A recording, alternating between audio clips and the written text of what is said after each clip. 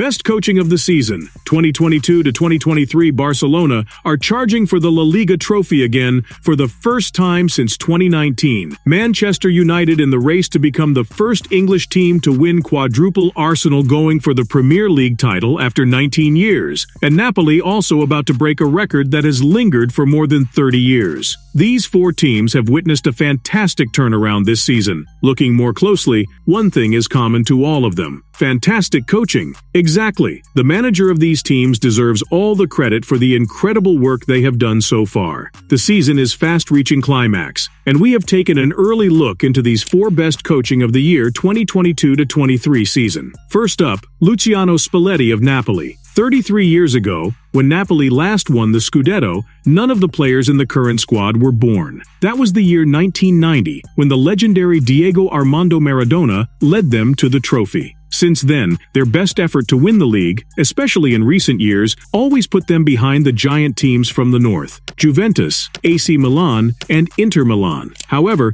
Luciano Spalletti has put together a team that's set to break the 33-year-old curse and bring the Serie A title back to Naples for the third record time. The team has been absolutely outstanding with crazy stats: 65 points from a possible 75, 58 goals scored, and just 16 conceded in 25 games. Napoli, with 15 points clear of second-placed Inter Milan after 25 games, leads with the highest margin among the 5 Europe top leagues. In the English Premier League, Arsenal only leads Man City with 5 points after 26 games. Barcelona are 9 points ahead of Madrid in the Laliga with 24 games played. Bayern Munich and Borussia Dortmund are level on 49 points each, and Bayern only leads the Bundesliga table on goals after 23 games. And in League One, PSG only tops second-placed Marseille with 8 points after 26 games played. Spalletti's boys also extended their incredible run into the Champions League, defeating Liverpool 4-1 and Ajax 6-1 in the group stage. They are already the favorite to go into the quarter-final, having recorded a first-leg win against Frankfurt already. For this incredible result, Spalletti's tactical brilliance deserves all the praise. Spalletti's Napoli makes themselves very difficult to play because of the high tempo they maintain, and Spalletti has maintained a pretty consistent team that delivers consistent results. Goalkeeper Alex Merritt, center-backs Amir Rahmani and Kim Min-jae, and central midfielders Stanislav Lobotka, Frank Anguissa, and Piotr Zielinski. Fullbacks Mario Rui and Giovanni Di Lorenzo, and attackers Osimhen, Kvaratskhelia, and Politano. This team seems to have no obvious weaknesses. Even when Spalletti brings in substitutes, they fit in perfectly and deliver the high level that he requests from them. They maintain a high press and are very aggressive with and without the ball, trying to keep the opponent away from their goal area and choke them in their half. Osimhen with 19 goals and Kvaratskhelia with 9 assists are two key players in Spalletti's 4-3-3 formation that keeps producing the magic. One other thing that Spalletti asks his players to do differently is set pieces. They are the most dangerous team at set pieces amidst the 5 Europe top 5 leagues. They have scored 12 goals from 196 corner kicks in all competitions, which translates to a goal roughly every 16 corners. This is well above average in this area of the game. During corner kicks, all the players will unusually stand outside the box to give them the opportunity to gather momentum and run into space to attack. While defending, Spalletti's tactic is to begin defending from his strikers by pressing the opponent's attack. It's so crazy that when the team concedes a corner, you find all the 11 players defending, while they also don't fail in their quick transition to punish opponents on the counterattack. The story of Napoli goes on the same parallel as Arsenal's Mikel Arteta. The last 2 seasons. Under Mikel Arteta, Arsenal has recorded their worst start and the best start to the Premier League season in 137 years of existence. In the 2020-21 season, Arsenal had their worst start to the Premier League, losing 5 of their 10 opening games. In a twist of fate, this season, Arteta has produced Arsenal's best start to the Premier League season, winning 9 of their 10 opening games. Not even Wenger's invincible team could do that. They also went on to record 50 points in 19 games at the halfway stage of the season, their best start to a top-flight campaign. On August 20th, the Gunners beat Bournemouth 3-0 in Match Week 3 to go top of the Premier League table for the first time since 2016. and also meant that Arsenal had won their 3 opening fixtures for the first time since the Invincible season. Arteta finished that month with a 2-1 win against Aston Villa to record the 5th time that Arsenal started the season with 5 wins in a row out of 106 seasons in top-flight football. Arteta also became only the 11th manager to win the first 5 games of a Premier League season. Arsenal recorded their best-ever start in a Premier League season after beating Leeds United 1-0 on October 16th. The following month, they defeated Chelsea at Stamford Bridge to record Arteta's 87th victory in 150 games in charge of Arsenal. This stat gave him the highest win rate in 150 games ahead of Wenger or any of Arsenal's previous managers. Arteta won the Manager of the Month in August, December, and January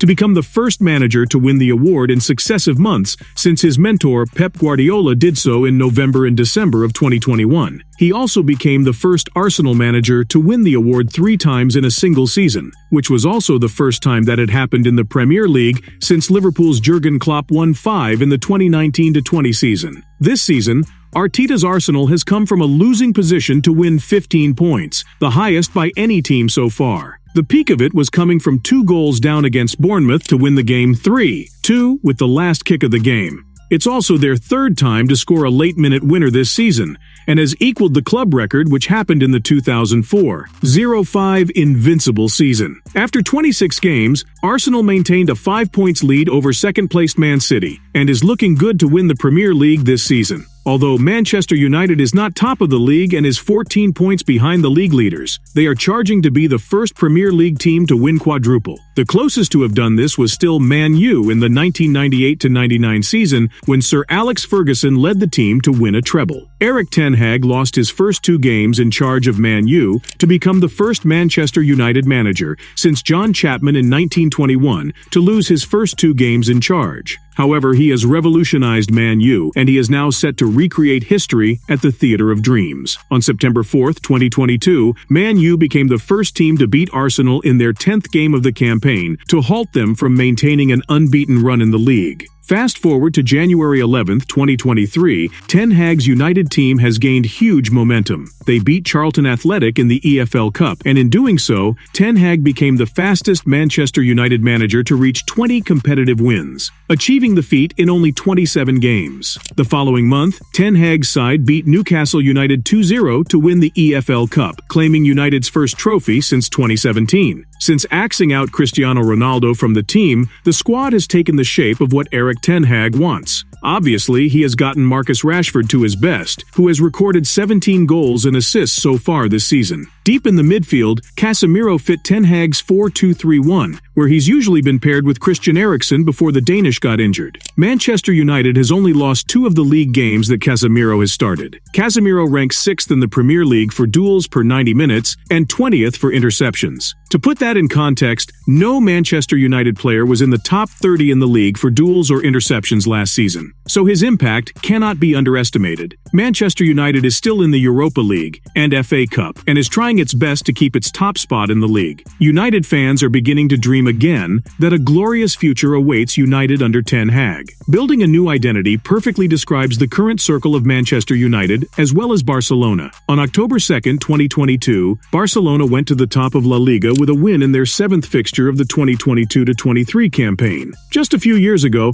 that looked like a normal thing. It isn't seen as anything out of the ordinary for the Catalan club to be top of the league. However, it became breaking news because it was the first time in 833 days, a total of 91 fixtures, that they had gone top. Since Xavi's arrival as Barcelona coach in November 2021, he has been building a new team with a unique identity. It started with a handful of big-name signings including Robert Lewandowski, Jules Koundé, Rafinha, Christensen, and others. He is gradually taking Barcelona to where everyone expects them to be. Barcelona won the Spanish Cup last January, and now, having gathered 62 points in 24 games this season, they are in the race to win their first La Liga title since the 2018-19 season. Also in those 24 games, Barca has maintained 18 clean sheets and has become the only team to have recorded such a feat in Europe's top 5 leagues. The closest a team has come to the current Barca's 18 shutouts after 24 games were Bayern Munich's class of 2012-13, who was unbeaten on 17 occasions. In the Premier League, Manchester City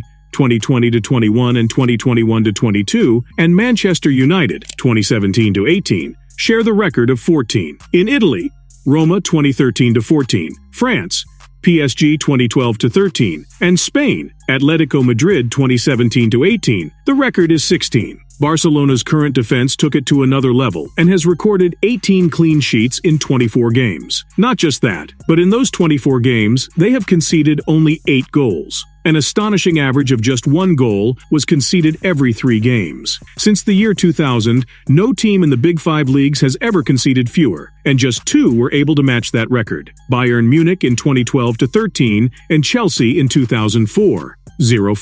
The adage goes that it's attacks that win games, but defenses that win championships. That certainly seems to be the case this season, because Barca is 9 points clear at the top of the Laliga table and looking on course for a first title in 4 years. Undoubtedly, these 4 managers top our pick for the best coaching in the 2022-23 season so far. What's your thought on their performance so far, or do you think there is any other manager that should be on this list? Let's know in the comment box, and don't forget to subscribe for more interesting football videos.